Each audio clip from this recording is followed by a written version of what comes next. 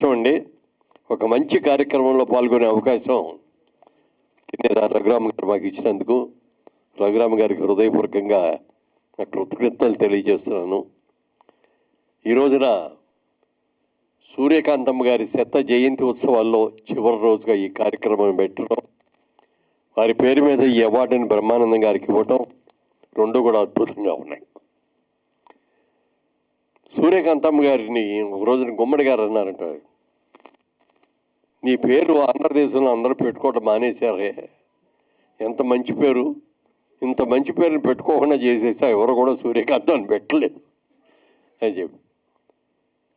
అలాగే నేను ఎక్కువ సినిమాలు ఆవిడతో కలిసి చేయలేదు, కానీ ఒక 2-3 సినిమాల్లో చేసే అవకాశం అదృష్టం నాకు కలిగింది. ఎంత ప్రేమగా పిలుస్తారో చెప్పడానికి లేదు ఆవిడ. ఒరే నాన్న బాబు ఇట్రా, అట్లా ప్రేమగా పిలిచేవారు. ప్రతిరోజు షూటింగ్ వచ్చినప్పుడు ఏదో ఒక చిరుతిండి వండి తీసుకొచ్చి అందరికీ పెట్టేవారు. అలా అందరికీ ప్రేమ ప్రాప్తురాలి. బాగా ఒక టైంలో కోడళ్ళని బాగా వేడిపించే రోజుల్లో వాళ్ళని తిట్టి శాపనార్థాలు పెట్టి కొట్టిన సందర్భాల్లో కూడా ఆ సీన్ యాక్ట్ చేయగానే వెళ్ళిపోయి వాళ్ళకి ఆవలించుకొని ఏడ్చేదట. ఏమేమి నిన్ను ఇట్లా బాధలు పెడతానే అది ఇది అని. అమ్మ నువ్వు నటించావు, నటిస్తున్నావు, నువ్వు అద్భుతంగా చేస్తున్నావు, ఆ పాత్రలో జీవిస్తున్నావు, మీరు అంత బాగా చేయకపోతే మా మీద సింపతి రాదు, సినిమా సక్సెస్ అవ్వదు అని చెప్పి అనేవారు. మరి విజయవాహిని వాళ్ళు గుండమ్మ కథ అనే సినిమా తీశారు. ఒక ఎన్టీ రామారావు గారి హీరో, ఒక అక్కినేని నాగేశ్వరరావు గారి హీరో, ఇద్దరు హీరోల్లో ఉన్నారు. జనరల్గా ఇద్దరు పెద్ద హీరోలు ఉన్నప్పుడు ఇద్దరు హీరోల మీద పెట్టాలి టైటిల్, కానీ టైటిల్ నాగిరెడ్డి గారు చక్రపాణి గారు పెట్టింది. అది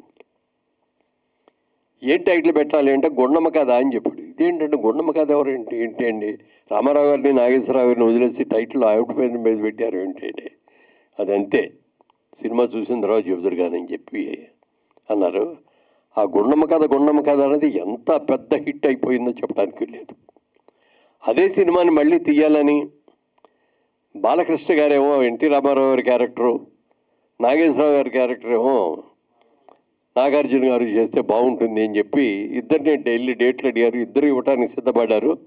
అయితే ఇద్దరు ఒకటే ప్రశ్న చేశారు, గుండమ్మ ఎవరితో వేయిస్తున్నారు చెప్పండి, అది మీరు కరెక్ట్గా కనుక చెప్పేటడితే మేము ఇద్దరం డేట్లు ఇచ్చేస్తామని చెప్పి అన్నారు.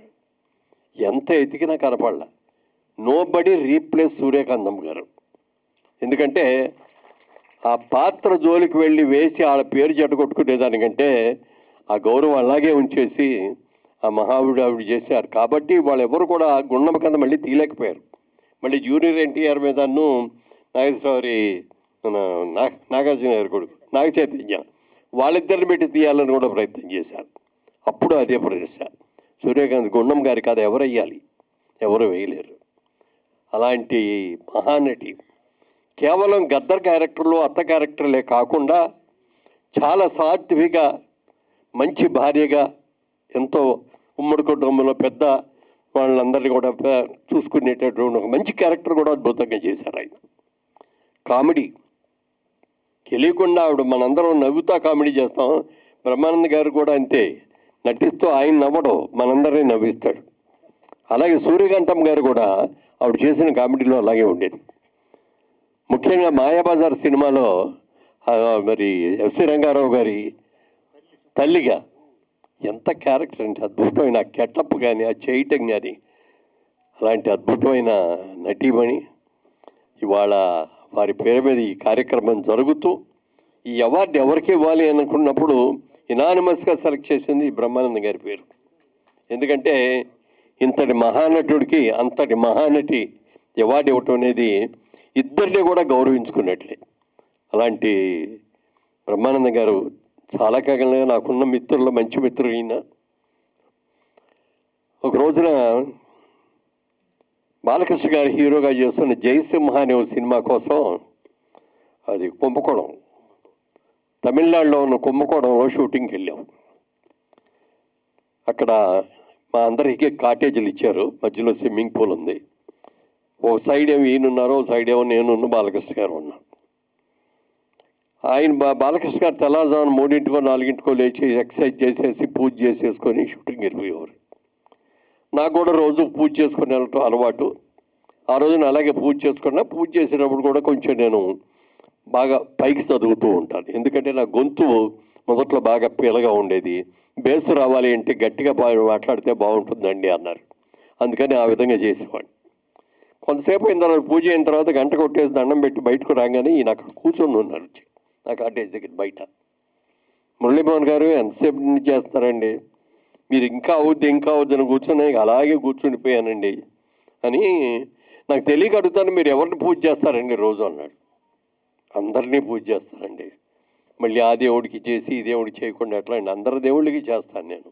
ప్రకృతికి చేస్తాను, చెట్టుకు చేస్తాను, పుట్టకి చేస్తాను, జీసస్కు చేస్తాను, క్రిస్టియన్కి అలాగే అల్లాకి చేస్తాను అని చెప్పారు.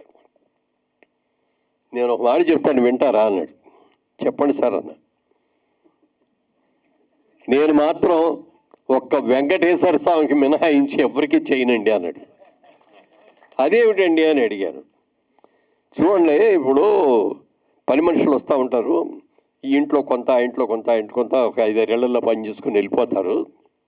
ఆ పని మనిషికి ఏదైనా కష్టం వచ్చో జ్వరం వచ్చో ఏదో అయిందనుకోండి, ఏమనుకుంటారు, ఆయన చూస్తాడు బ్రహ్మానందం గారు చూసుకుంటారు, లేకపోతే అలీ గారు చూసుకుంటారు, లేకపోతే అలాగే నరసింహరావు గారు చూసుకుంటారులే, అందరిలో ఎవరు చూడరు. అదే మీ ఇంట్లోనే పని చేస్తుంది అనుకోండి, ఆ పని మనిషి ఏదైనా జబ్బు చేస్తే ఏం చేస్తారు, అయ్యో మన ఇంట్లో పని చేస్తే పాపం మనం వెంటనే చేయాలి కదా అనుకొని ఆ అమ్మాయిని చక్కగా చూసుకుంటారు. బ్రహ్మానంద రెడ్డి గారి పాలసీ అది, బ్రహ్మానందం గారిది. బ్రహ్మానందం గారి పాలసీ అదే. మనం ఆ దేవుణ్ణి ఈ దేవుణ్ణి అని పెట్టి పూజ చేసుకొని దండం పెట్టుకున్నాం అనుకో, శంకరుడు చూస్తాడులే అని విష్ణుమూర్తి అనుకుంటాడు, లేకపోతే ఇంకోళ్ళు చూస్తారులే ఆయన అనుకుంటాడు, ఆంజనేయ స్వామి ఏమో విఘ్నేశ్వరుడు చేస్తాడులే అనుకుంటాడు. అందుకని నేను ఒక్కడనే వెంకటేశ్వర స్వామినే చేస్తాను, పూజ చేస్తాను, ఆయనే చూసుకుంటారు నా గురించి. ఒకవేళ ఎక్కడన్నా ఏదైనా గుడికి తీసుకెళ్ళి దండం పెట్టుకోండి అంటే, దండం పెట్టుకునేటప్పుడు కూడా అది ఏ గుడి అయినా సరే, ఏ దేవుడు అయినా సరే, నా కళ్ళకి వెంకటేశ్వర స్వామి కనపడతాడు, వెంకటేశ్వర స్వామినే తలుచుకొని పెళ్లి చేసుకుంటారు. అలాంటి మహనీయుడండి. ఎన్ని మంచి క్యారెక్టర్లు చేశారు, ఎంత ప్రాణప్రతిష్ఠ చేశారు. మొన్న చేసింది ఏ క్యారెక్టర్ అది, రంగమార్తాండలో ఆ క్యారెక్టర్ చూసిన తర్వాత బాబా చెప్పడానికి వెళ్ళదు. ఆర్టిస్ట్ అంటే అది కామెడీ. న్యాయంగా అంత సీరియస్ క్యారెక్టర్ ఏ కామెడియన్కి ఇవ్వరు, ఎందుకంటే అది సరిగ్గా పండకపోతే అబాస్పాలైపోతుందని. కానీ ఆయన చేశాడు మహానుభావుడు. ఎక్సలెంట్ అండి ఆ క్యారెక్టర్. అలాంటి మంచి వ్యక్తి, తర్వాత బాగా చదువుకున్న వ్యక్తి, అద్భుతంగా మాట్లాడగలిగిన వ్యక్తి. తర్వాత చిత్రలేఖనం, వెంకటేశ్వర స్వామి ఫోటో వేశారు ఆయన, ఎంత అద్భుతంగా ఉంటుందో చెప్పడానికి లేదు. అలాంటి చిత్రకారుడు, ఇంత మంచి మనిషి, వారికి ఈ రోజున ఈ అవార్డు ఇవ్వటం చాలా చాలా చాలా సంతోషంగా ఉంది. మరి అనంత పద్మనాభమూర్తి గారికి మనస్ఫూర్తిగా ఆ తల్లిగారి పేరు నిలబెట్టి మీరు ఇట్లా 100 జయంత్యోత్సవాలు ముగింపు ఉత్సవాలు వెళ్ళటం, దాంట్లో మమ్మల్ని కూడా పార్ట్ చేసుకున్నందుకు చాలా సంతోషంగా కృతజ్ఞతలు తెలియజేస్తాను. థ్యాంక్ యూ అండి. ధన్యవాదాలు మురళీమోహన్ గారు. ఇప్పుడు పురస్కార గ్రహీత బ్రహ్మానందం గారి